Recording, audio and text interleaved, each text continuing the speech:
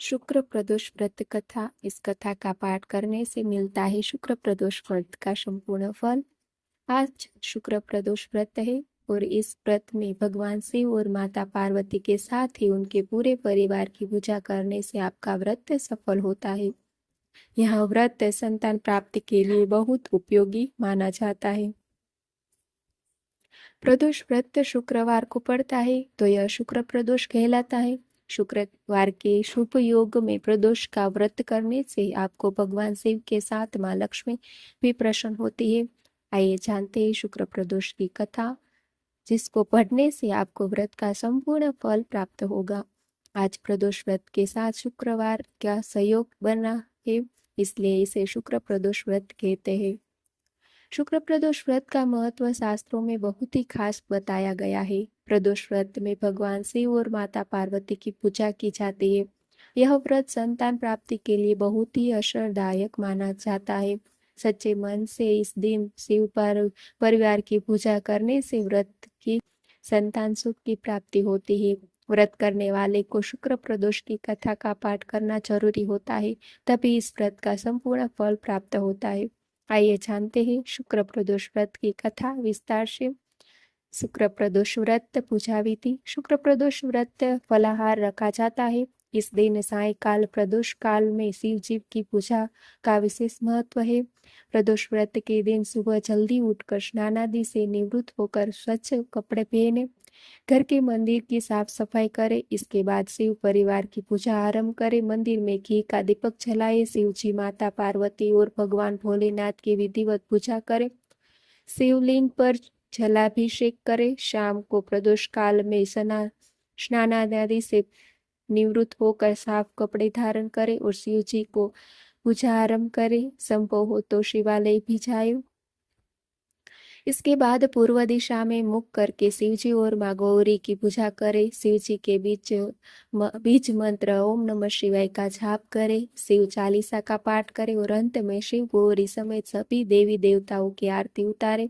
अंत में पूजा के दौरान हुई गलतियों के लिए क्षमा प्रार्थना मांगे और शिव जी का आशीर्वाद लेकर पूजा समाप्त करे। कथा। शुक्रवार के दिन जब भी त्रयोदशी तिथि का संयोग बनता है तब शुक्र प्रदोष व्रत लगता है। शुक्र प्रदोष व्रत के साथ चतुर्दशी तिथि का भी संयोग बन जाए तो यह और भी उत्तम होता है। शुक्र प्रदोष व्रत के संयोग में पुराण में वर्णित शुक्र प्रदोष व्रत की कथा का जो भक्त श्रद्धा पूर्वक पाठ करता है, सूची बोले, प्राचीन काल की बात है। एक नगर में 3 मित्र रहते थे। तीनों में ही घनिष्ठ मित्रता थी।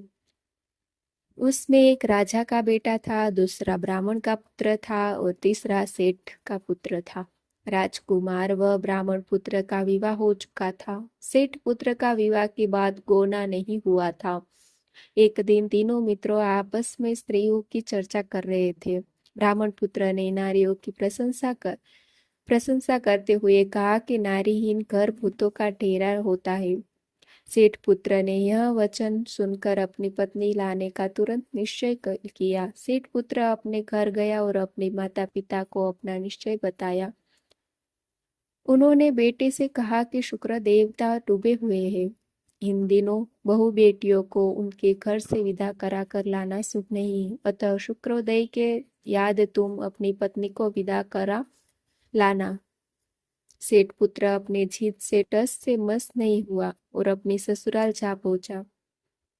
सास ससुर को उसके इरादे का पता चला। उन्होंने उसको समझाने की कोशिश की, किंतु वह नहीं माना। अतः उन्हें विवश हो अपनी कन्या को विदाई करना पड़ा। ससुराल से विदा होकर पति पत्नी नगर से बाहर निकलने थे, तभी बैलगाड़ी का पहिया टूट गया और एक बैल की टांग टूट गई। पत्नी को भी काफी चोट लगी। सेठ पुत्र ने आगे चलने का प्रयत्न जारी रखा, तभी डाकुओं से भेंट हो गई और वे धन धान्य लूट कर ले गए। सेठ का पुत्र पत्नी सहित रोता पीटता अपने घर पहुंचा। जाते ही उसने सांप ने डस लिया।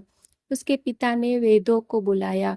उन्होंने देखने के बाद घोषणा की कि उसका पुत्र 3 दिन में मर जाएगा।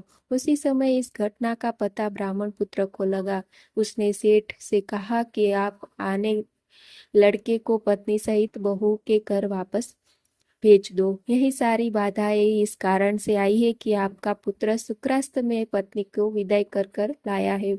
यदि यह वहां पहुंच जाएगा तो बच जाएगा। सेठ को ब्राह्मण पुत्र की बात जच गई और अपने पुत्र वधु और पुत्र को वापिस लौटा दिया। वहां पहुंचते ही सेठ पुत्र की हालत ठीक हो गई आरंभ हो गई।